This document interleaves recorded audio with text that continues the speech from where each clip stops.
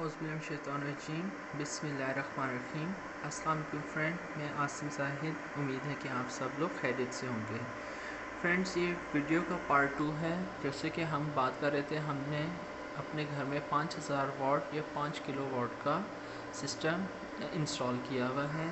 ये 2019 से 2023 यानी कि 4 साल से हम यूज़ कर रहे हैं। तो मैंने सोचा कि आप लोगों के साथ इसका इस्तेमाल बताऊँ कि ये कैसा चल रहा है, इसके क्या क्या बेनिफिट्स हमें पहुंच रहे हैं। और फ्रेंड्स, मेरी इस वीडियो को देखने से पहले आपको पार्ट 1 लाजमी देखना है, क्योंकि उसमें मैंने अपना इन्वर्टर के बारे में बताया है, बैटरियों के बारे में बताया और सोलर के बारे में बताया है। इस वीडियो को भी एंड तक लाजमी देखिएगा और मेरे चैनल को सब्सक्राइब करिएगा, डिफरेंट वर्ल्ड 12 को। फ्रेंड्स, इस वीडियो में मैं आपको जो चीज़ दिखाना चाहता हूँ वो ये थी, जो सबसे पहले लोग मुझसे सवाल पूछते हैं कि ये बारिश में मौसम ख़राब हो और हम इस पर कितना लोड डाल सकते हैं। तो सबसे पहले फ्रेंड्स बात की जाए लोड की, तो ये 5 किलो वाट का, जिस तरह मैंने आपको बताया कि सिस्टम है, तो 5 किलो वाट पे आप 5 किलो वाट का लोड डाल सकते हैं। क्योंकि ये 2019 की प्रोडक्ट थी, तो 2019 में हमें ये देखिए, ये इसका वैसे तो ये 5000 वाट का है, ठीक है। जो MPPT सोलर चार्जर है, रेटेड पावर है वो 4500 है, रेटेड करंट 18 एम्पेयर।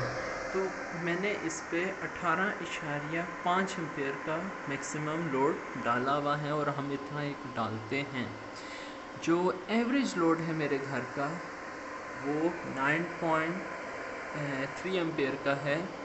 सर्दी हो या गर्मी हो, इसमें हमारे घर के AC चलते रहते हैं, कभी बंद नहीं होते, मोटर चलती है, यानी कि पूरे कंप्लीट घर का लोड है।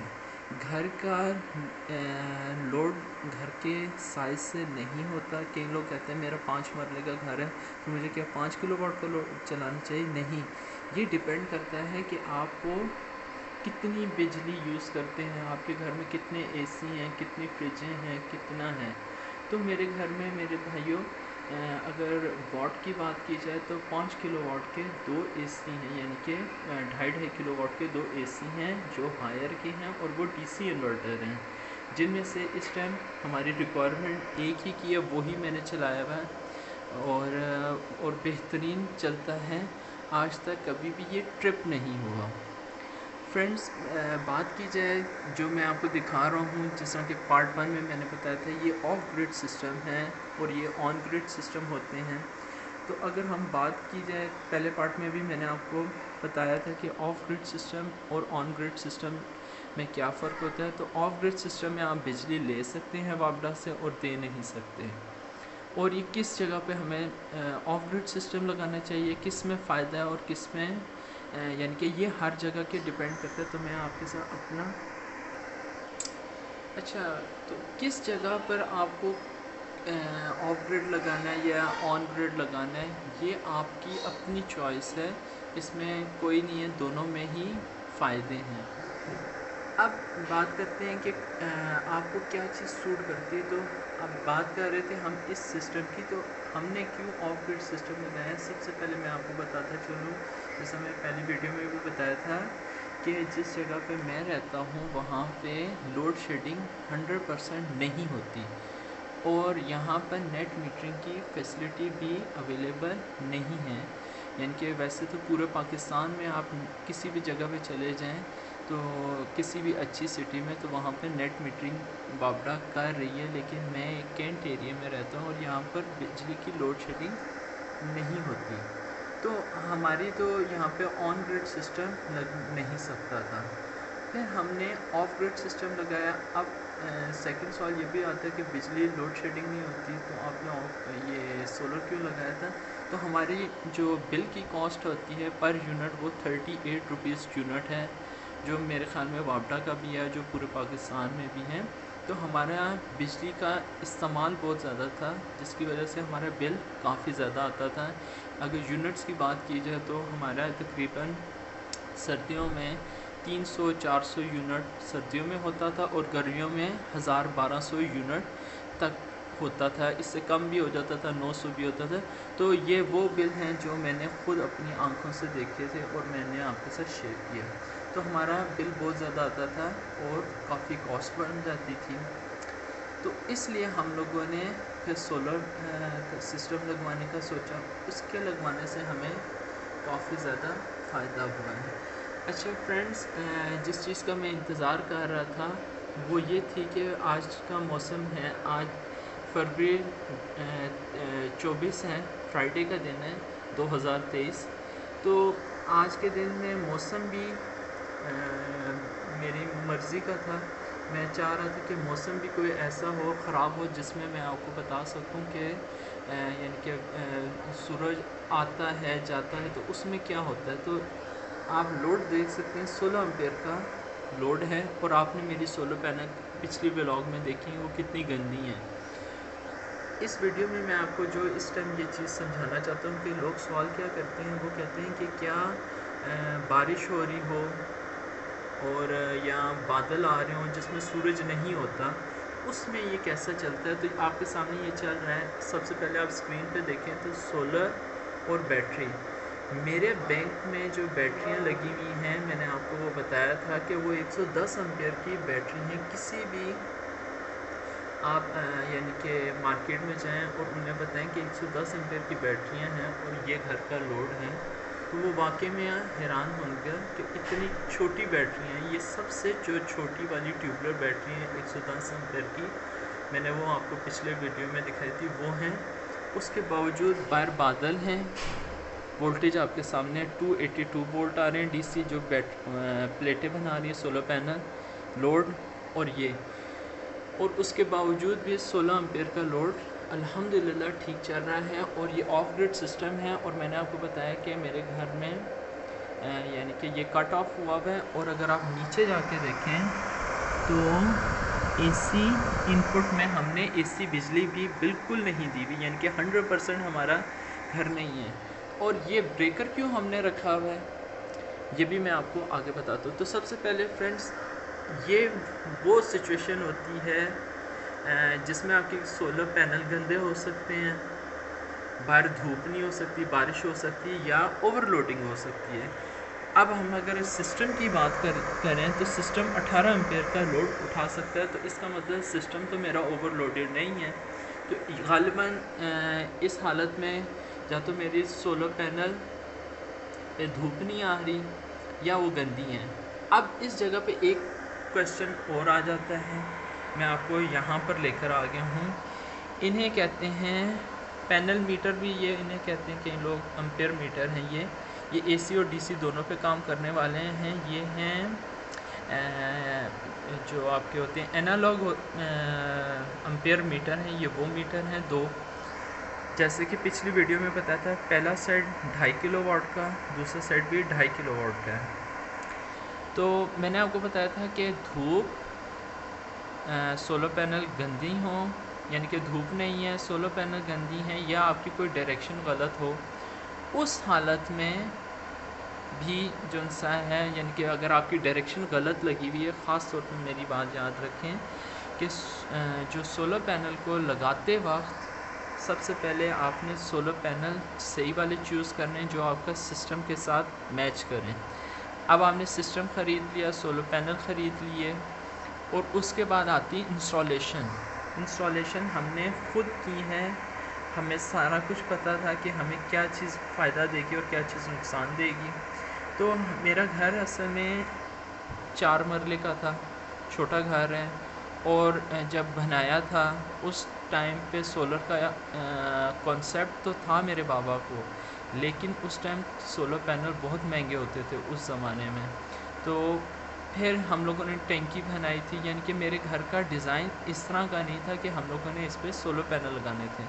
तो अब कोई चीज़ तोड़ भी नहीं सकते थे। तो हमने क्या किया कि एक साइड का रुख सूरज के सन राइजिंग साइड पर रखा हुआ है, यानी कि, और दूसरे साइड का रुख थोड़ा सा यानी कि ऑपोजिट है, यानी कि आप समझ लें मुखालिफ सिमत में है, यानी कि वो मैं आपको ऊपर चल के भी दिखाऊंगा। अब यहाँ पर मैं आपको जो अपने सेट का लोड का टाइमिंग बताता हूँ कि किस किस टाइम पर मेरा सेट कितना लोड उठाता है, क्योंकि मैंने आपको बताया कि हम 4 साल से इस्तेमाल कर रहे हैं, तो मुझे A to Z टाइमिंग का पता है। गर्मियों में जो पीक के गर्मी के दिन होते हैं, अगर मैक्सिमम जो मेरा सोलर का ऑन करने का टाइम होता है वो 5:25 पे वो मैं ऑन कर देता हूँ, यानी कि 5:30 कह सकते हैं, 5:30 का टाइम आप रख लें गर्मियों में। और ग़ुरूब का टाइम, यानी कि जब सूरज ग़ुरूब होता है और हमारा लोड यानी कि ये सोलर बीप करता है, यानी कि हमें बताता है कि मैं अब ऑफ़ होने लगा हूँ, और ये साइन भी ब्लिंक करता है उसका और ये बीप करता है। तो वो टाइम होता है ग़ुरूब का, जब सूरज का, और किस टाइम पर होता है वो टाइम होता है 7:30 गर्मियों में। इसी तरह सर्दियों में आप आ जाएँ तो सर्दियों में सूरज तो निकल आता है, क्योंकि मैंने आपको बताया कि मेरे घर की डायरेक्शन इस तरह से है कि कोई साया आता है, तो फिर भी उसके बावजूद भी 7 बजे, ये उन दिनों की बात कर रहा हूँ सर्दियों की जिनमें सूरज निकलता है, यानी कि एक वो दिन होते हैं सर्दियों के, मैं ये इसमें सर्दियों की पीक की सर्दियों के दिन नहीं कह रहा, वो दिन कह रहा हूँ जिसमें धूप होती है। यानी कि ये अब अगर आप ईयर 2023 की जो अभी सर्दियों गुजरी उनकी मैं अगर बात करूँ तो 7 बजे तक, 6:45-7 बजे तक हम सोलर को ऑन करते रहे हैं। जिनमें पीक की सर्दियों के दिन आते थे या बादल होते थे तो उसमें 7:30 हो जाते थे, या 7:15 या 7 बजे, यानी कि मैंने पूरी आपको बताई है 6:45, 7 o'clock, 7:15 और 7:30 पर हमारा सोलर ऑन हो जाता है। और हम लोग मैक्सिमम लोड सर्दियों में जो है वो 8 बजे से पहले, 7:45 या 8 बजे तक लोड हम अपना मैक्सिमम डालना शुरू कर देते हैं सोलर पैनल पे, और मगरिब तक, तकरीबन मगरिब सर्दियों में 4-5 बजे का टाइम जो बनता है मगरिब का, वो उसका होता है। और जो आजकल का है फरवरी 23 और 24 के जिन दिनों में मैं बना रहा हूँ, तो इन दिनों में हमारा जो सा है तकरीबन 6:15 पे आजकल ये सोलर बीप कर देता है, और उसके बाद हम अपना लोड कम कर देते हैं। अब बात की जाए तो मैक्सिमम लोड सर्दियों में हम किस टाइम पर डालते हैं। सर्दियों में जिस तरह कि मैंने बताया 8 बजे होता है, यानी कि अगर सूरज के हैं और बादल नहीं हैं तो हम 8 बजे से लेकर 3:30-4 बजे तक हम सर्दियों में भी लोड डाल सकते हैं। इसी तरह गर्मियों में सुबह 7 बजे हम लोड डाल सकते हैं, यानी कि जिसे हम कहते हैं, उससे पहले हमारा क्या चीज़ चलती है, उससे पहले हमारा 1.5 या 2 एम्पेयर का लोड होता है, जिसमें हमारा वो बैटरियों पर लोड होता है। उसके हिसाब से आप बैटरियाँ लगा सकते हैं, 4 हैं, 8 हैं, 12 हैं, जितनी आपकी कैपेसिटी है। तो हमने सिर्फ छोटी सी बैटरियाँ लगाई हुई हैं 110 एम्पेयर की, और उस पर हम 1-1.5 एम्पेयर का लोड डालते हैं, और जब 7 हो जाते हैं तो हम उस पर लोड डालना शुरू कर देते हैं पीक का, और वो गर्मियों में होता है 5 बजे, 4:30 से 5 बजे तक का होता है। उसमें डिपेंड करता है कि आपकी सोलर पैनल कितने साफ़ हैं, यानी कि इनकी सफाई का भी ध्यान रखा जाता है। अब सफाई की बात कर रहा हूँ तो सोलर इन्वर्टर की अगर सफाई में देखा जाए तो इसके पैड्स होते हैं, ये मेटल की जाली है, इसके अंदर एक फोम के पैड्स हैं जो इन्हें फोम ये लाजमी रखना चाहिए, कई लोग इन्हें फेंक देते हैं। ये बुनियादी तौर पे मास्क यानी कि फ़िल्टर का भी काम कर रहे हैं, और इनका डिज़ाइन ऐसा होता है कि इन सुराखों से हवा जब जाती है तो वो कूल होती है और वो इसको ठंडा रखती है। सेकंड नंबर पे इसके यानी कि बेनिफिट की मैं अगर बात करूँगा तो इसे हमने अपने घर के अंदर ही लगाया हुआ है।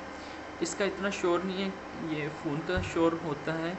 इसके अंदर एक प्रोसेसर के अंदर जो आपके कंप्यूटर पीसी के अंदर जो 2 पंखे होते हैं, वैसे 2 पंखे हैं। जो आप इस पे लोड डालते हैं तो वो जिस तरह कंप्यूटर पे लोड डालो तो वो उनकी आवाज़ यानी कि ज़्यादा होती है, इसी तरह इनका भी आरपीएम उसके हिसाब से होते हैं। और कोशिश करनी चाहिए इसको नॉर्मल टेम्परेचर पर रखना चाहिए। इसका ऑपरेटिंग टेम्परेचर तो उन्होंने 0 से 55 डिग्री पर किया है, ये इस पर सही ऑपरेट करते हैं। कई लोग मैंने देखा है इन्हें छत पे लगा देते हैं, गर्म जगह पे लगाते हैं, तो ये चीज़ इस तरह नहीं करनी चाहिए। चीज़ की हिफाजत भी करनी चाहिए। अगर आप उसकी गर्म जगह पे लगाएंगे तो उसकी वीर एंड टियर कम हो जाएगी। अच्छा फ्रेंड्स, मेरा व्लॉग ये यहाँ पर ख़त्म होता है। सेकंड व्लॉग में मैं आपको सोलर पैनल का, बैटरियों का और इसके इस्तेमालात बताता हूँ। अपना ख्याल रखिएगा। अल्लाह हाफिज़।